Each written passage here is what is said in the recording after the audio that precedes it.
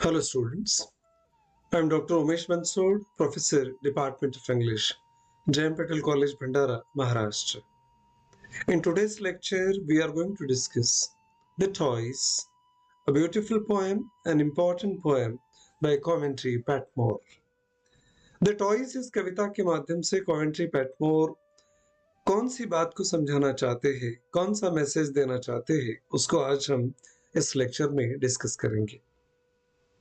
Coventry पैटमोर की ये कविता थोड़ी बहुत बाइबल के थीम पर आधारित है और भगवान के बीच में और इंसान के बर्ताव के बीच में क्या समानताएं है और क्रिश्चियनिटी जो बिलीव करती है कि भगवान ने मनुष्य को बनाया और बनाते समय अलग अलग गिफ्ट्स, अलग अलग नेमतें उसको दी है, पर भगवान कितना चाहता है और कितना गुस्सा करता है और इंसान अपने बच्चों के साथ किस प्रकार का बर्ताव करता है, ऐसे कंपैरेटिव स्टडी को इस पोएम में कॉवेंट्री पैटमोर ने करने का प्रयास किया। He was a prominent Victorian English poet and critic. He was born on 23rd July 1823 in Woodford, Essex, England, and died on 26 November 1896. He is the best known for his long poem The Angel in the House, which celebrates love, marriage, and family life.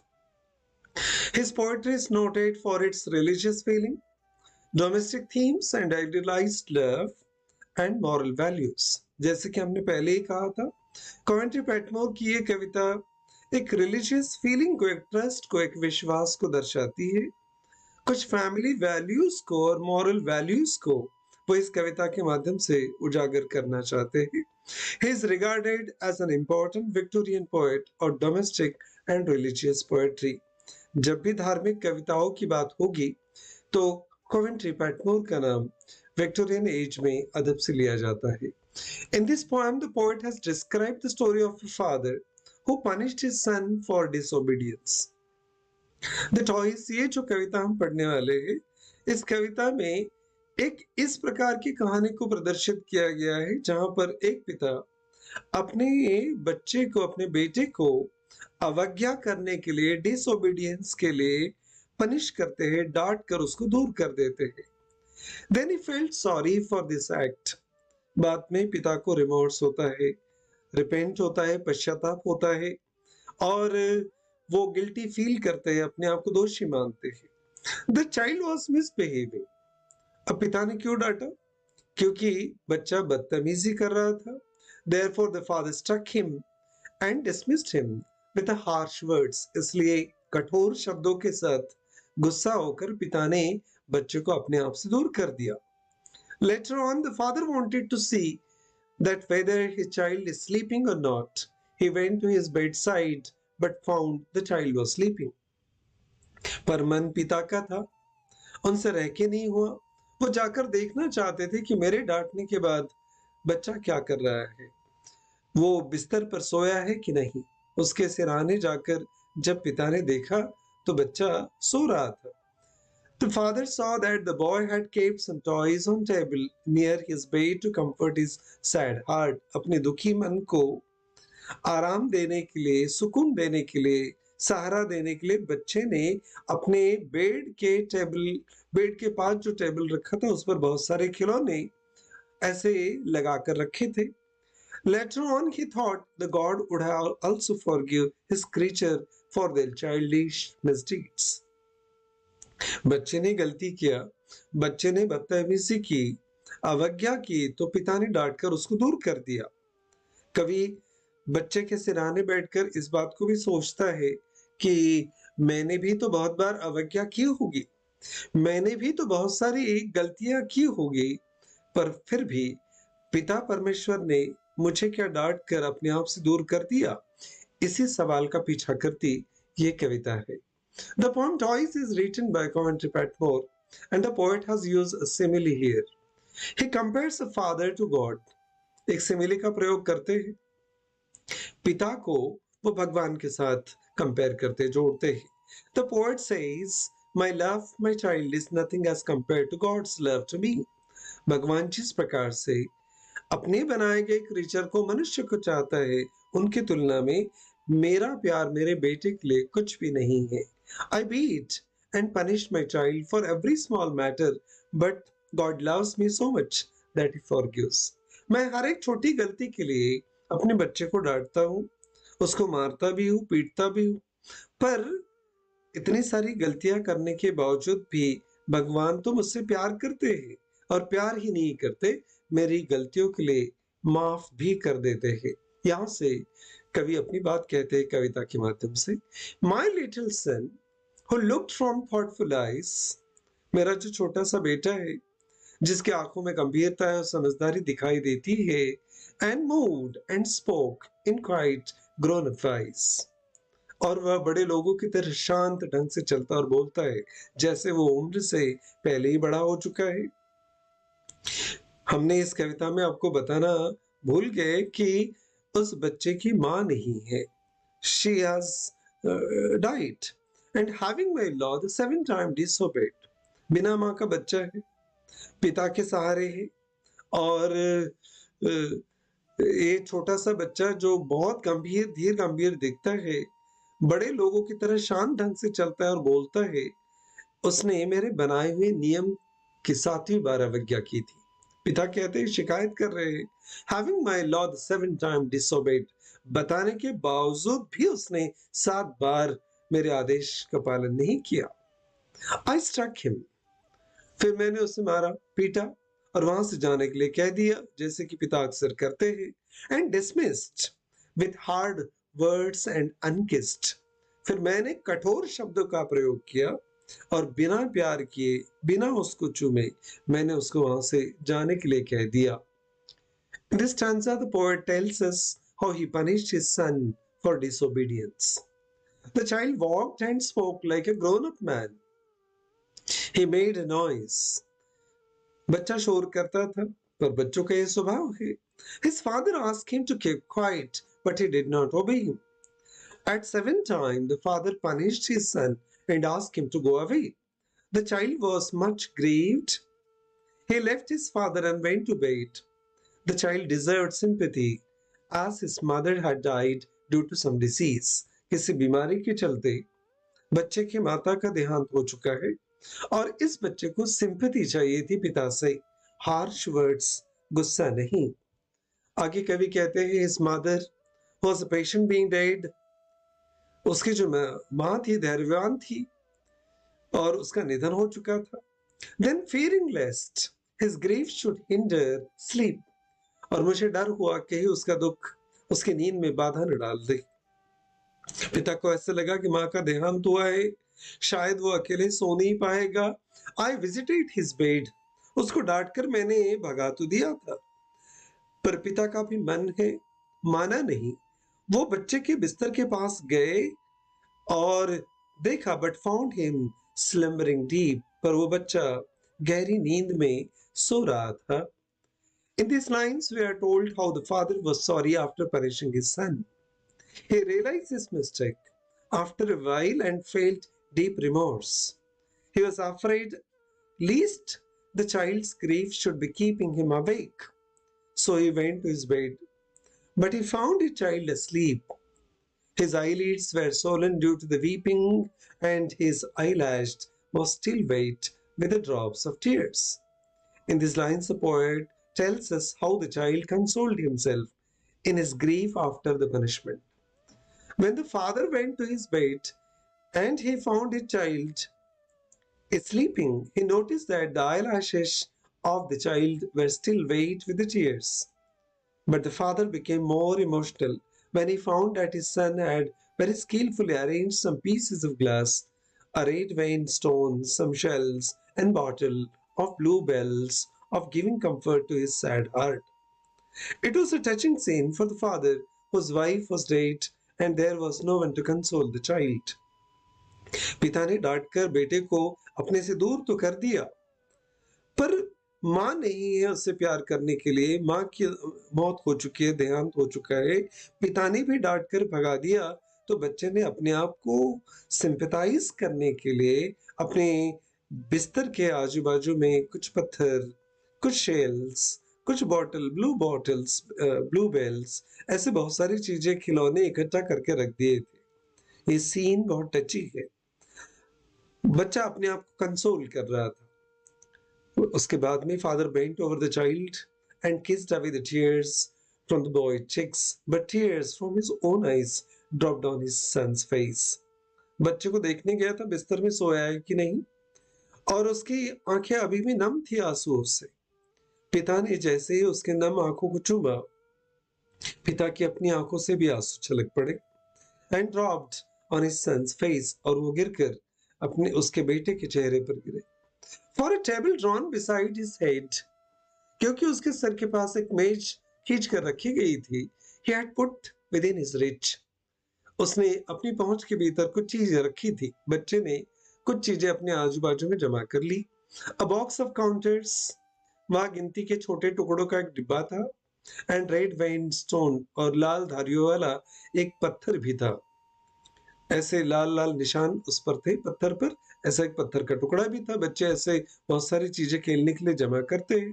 And a piece of glass braided by the beach, समुद्र के तट पर घिसकर जो चिकना हुआ एक कांच का टुकड़ा था, वो भी उसने अपने आजू बाजू में जमा करके रखा था। एंड 6 or 7 शेल्स, 6-7 कुछ समुद्री सीपियां भी थे उसके पास। A bottle with blue bells, और नीले फूलों से भरी हुई एक बोतल भी थी। To comfort his sad heart, ये बहुत सारे खिलौने, ये पत्थर के टुकड़े, कांच के टुकड़े उसने अपने अगल बगल में क्यों जमा करके रखे थे? To comfort his sad heart, ताकि वो अपने दुखी मन को सांत्वना दे सके। So when that night I prayed, पिता कहते हैं कि जिस समय मैंने उस रात प्रार्थना की, to God I wept and said, मैं रोया और ईश्वर से मैंने रोकर कहा, आह, when at last we lie with trance, breathe, हे ईश्वर, जब अंततः हम गहरी नींद जैसी मृत्यु में लेटेंगे, not vexing thee in death, और मृत्यु में तुम्हें किस प्रकार से परेशान नहीं करेंगे। जब मनुष्य अपनी अंतिम सांस लेगा, जब वो गहरी नींद में चला जाएगा, और भगवान को इतनी सारी चीजें जिंदगी भर हमने परेशान की, शायद उसके बाद परेशान नहीं करेंगे। And now remembers of what toys, और हे ईश्वर, क्या तुम्हें याद है कि किन खिलौनों और छोटी छोटी वस्तुओं से हमने खुशी पाई थी? ये वही छोटे खिलौने जो बच्चे ने अपने आजू बाजू में जमा करके रखे थे। एक मेटाफिजिकल लेवल पर कॉमेंट्री पैटमोर इस कविता को डिस्कस करते हैं। हम बहुत सारे खिलौने में उलझ जाते हैं, अपने आप को बहलाने का प्रयास करते हैं। And we made our joys, और हम इन छोटे छोटे खिलौने से अपनी खुशियां बनाते हैं। हाउ वीकली अंडरस्टूड, और हमने कितनी कम समझ के साथ समझा। इन खिलौनों के साथ हमने खुशियों को ढूंढने का प्रयास किया। द ग्रेट कमांडेड गुड, आपने मनुष्य के कल्याण के लिए जिन नियमों को निर्धारित किया था, उस महान कल्याण को हमने बहुत कम समझा है। The great commanded good, then fatherly not less, तब एक पिता की तरह तुम भी कम दयालु नहीं होगे। मैंने जब अपने बेटे को डांटा तो मुझे बुरा लगा। आपने तो सारी इंसानों को, सारी कायनात को जन्म दिया है। जब बच्चे गलतियां करेंगे तो मुझे उम्मीद है कि आप भी दया में कुछ कमी नहीं करेंगे। Then I whom thou hast molded from the clay, क्योंकि मुझे पता है आपने ही मिट्टी से सारे इंसानों को बनाया है। Thou shalt leave thy wrath and say, मुझे पता है कि मेरी लाख गलतियों के बावजूद भी आप मुझे माफ करेंगे। आपका गुस्सा छोड़कर आप कहेंगे, I will be sorry for their childishness. तुम अपना क्रोध छोड़ दोगे अगर कहोगे, मुझे उनकी बचकानी गलतियों पर दुख होगा। बच्चे बचकानी हरकतें करते हैं, भगवान को उसका बुरा तो लगेगा, पर भगवान उनसे प्यार करना छोड़ेंगे नहीं। In these lines, the poet is talking his feelings about the God who is merciful to all his creatures. The poet says that we human beings are like innocent children of our Lord. We disobey God, which annoys him. हम भगवान की आज्ञा का पालन नहीं करते, इस बात से शायद भगवान को गुस्सा आता है। हाँ, पर हम इनोसेंट बच्चे की तरह है, The poet says when we are dead and are unable to annoy, जब हमारी मृत्यु हो जाएगी, हम किसी प्रकार का गुस्सा करने के स्थिति में नहीं रहेंगे और creature, but God will realise our innocence. हम भले ही उस समय न हिल पाएंगे न डुल पाएंगे, पर भगवान इस बात को बेहतर समझते हैं। एंड चाइल्डिश वीकनेस, वो समझेंगे कि ये इनका इनकी कमजोरियां थी। देन लाइक अ फादर, और फिर एक पिता की तरह, God will have the mercy upon his creatures, और भगवान अपने सारे बनाए गए जीवों को माफ कर देंगे, that he had made from the clay, क्योंकि ये उन्हीं की बनाई हुई रचना है। God knows that though we had been disobeying his commands and enjoying ourselves, हम अपनी जिंदगी को एंजॉय कर रहे थे, हमने भगवान की आज्ञा का पालन नहीं किया और दुनिया की बनी बनाई चीजों में ही हम उलझे रहे। ये गलतियां तो इंसान ने की है। जिन वस्तुओं में हमें नहीं उलझना था, हम उसी में उलझ गए।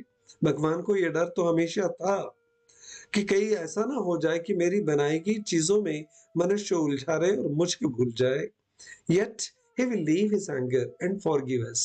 भगवान को पता तो था कि man will disobey someday, पर इसके बावजूद भी उन्होंने अपने गुस्से पर काबू रखा एंड अपना गुस्सा छोड़कर he will forgive us, वो हमें माफ कर देंगे। इस प्रकार का एक आशय कॉन्ट्री पैटमोर ने कविता में बताने का प्रयास किया है।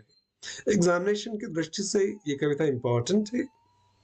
कुछ सवाल आपको एग्जामिनेशन में पूछे जाएंगे, वो समझने का प्रयास करते हैं। Who is the poet of the choice? The choice इस कविता के कवि कौन है? आंसर होगा Coventry Patmore. Second question, who is the main character in this poem?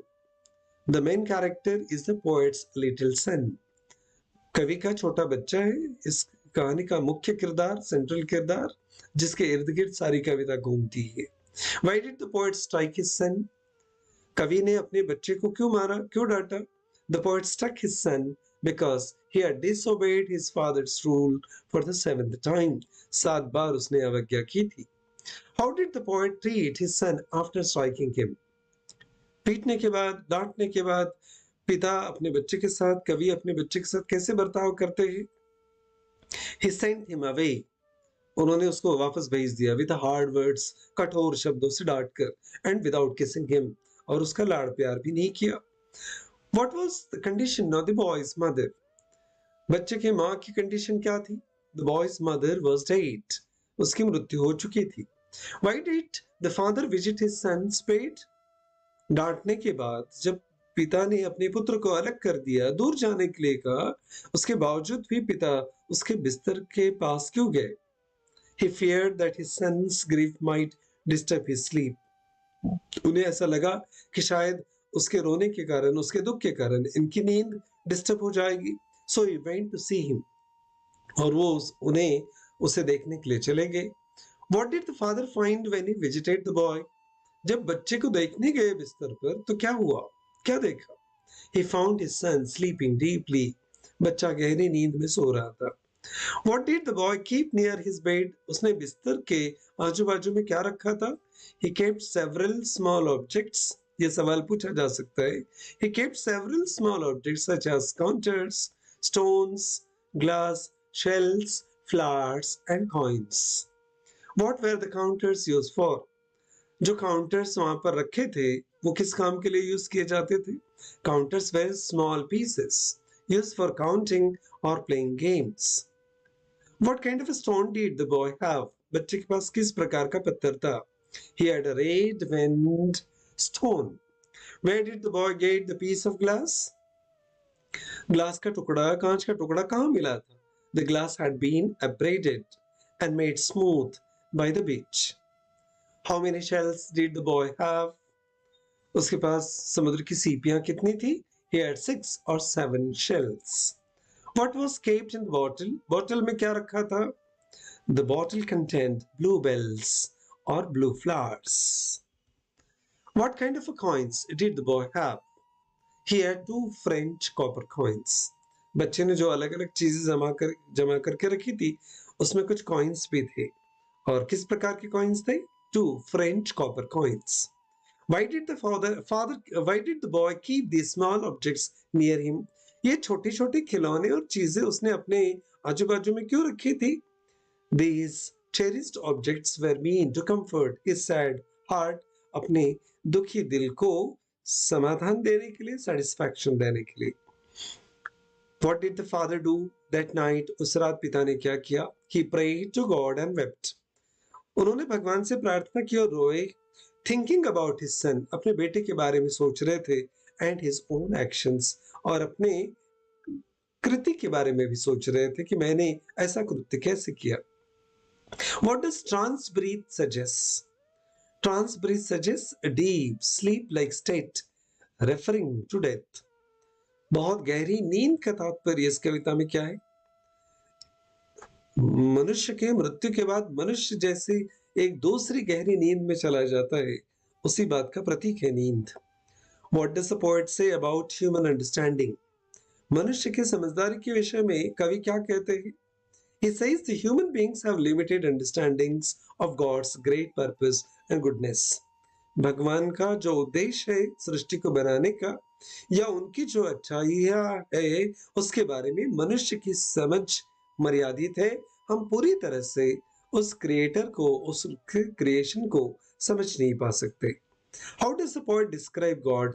भगवान का वर्णन कैसे करते हैं कवि? The poet describes God as a loving and forgiving father. जैसे पिता होते हैं वैसे ही भगवान भी है. वो प्यार भी करते हैं और माफ भी करते हैं. What does the poem teach us about God's forgiveness? भगवान की माफ करने की प्रवृत्ति के बारे में कवि क्या कहते हैं? The poem suggests that God understands human childishness. कवि कहते हैं कि भगवान मनुष्य के बचपन को समझता है.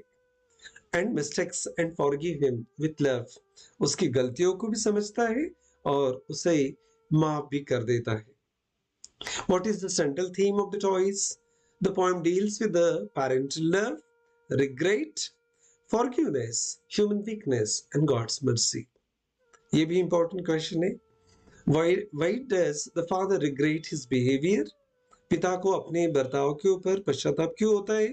He regrets being harsh with his son and realizes that he should have shown him love and affection. डांटने के बजाय शायद बच्चे के प्रति स्नेह और प्यार दिखाया होता तो बेहतर होता. What does the child's collection of toys reveal about him? It reveals his innocence, simplicity, and childlike imagination. What comparison does the poet make between God and Father? The poet compares God to merciful Father who forgives the childish mistakes of his children. And what is the message of the poem?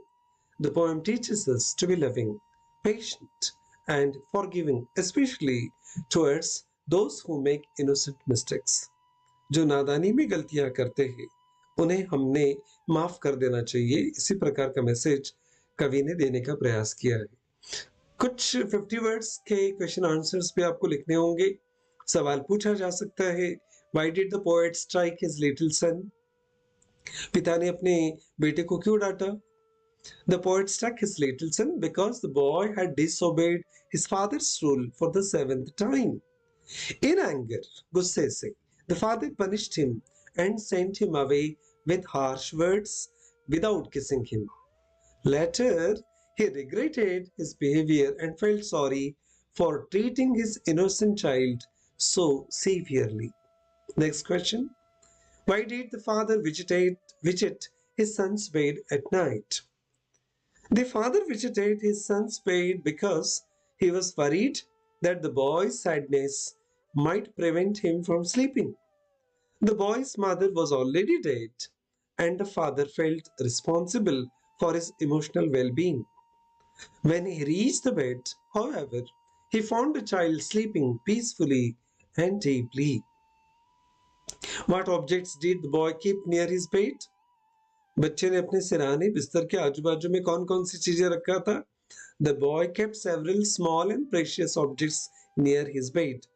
They included a box of counters, a red veined stone, a piece of smooth beach glass, 6 or 7 shells, a bottle containing bluebells, and 2 French copper coins.